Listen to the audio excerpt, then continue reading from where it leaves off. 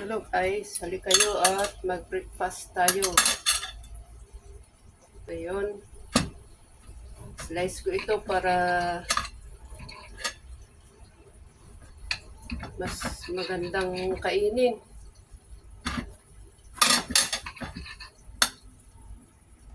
Plain lang ito. Nilagyan lang ng konting, ewan ko kung ano to, herbs, dahon-dahon. Tapos, gawa tayo muna ng kape. Ito kalahating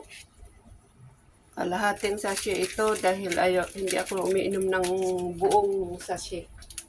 Lagay natin ngayon sa baso. Minsan, ewan ko kung ganito siguro ang tumatanda. Minsan gusto ko sa glass, minsan gusto ko sa mug. Depende kasi yung depende siguro sa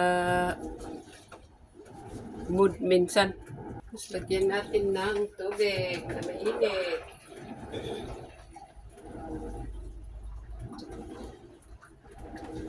Medyo matabang ng konti. Pero matamis pa rin dahil 3-in-1 to. Kain na po tayo. Tapos na po akong nagpasalamat. Kapag madali tayong magpalpitate sa kape, kalahati lang or depende sa inyo kung 3 beses yung isang sachet.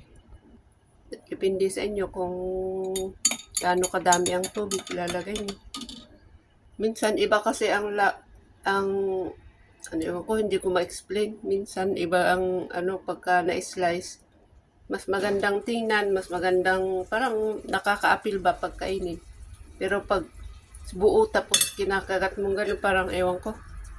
Pero minsan, ganun ginagawa ko. Depende sa mood ko. Ganito siguro tumatanda. Kain na po tayo. Salamat.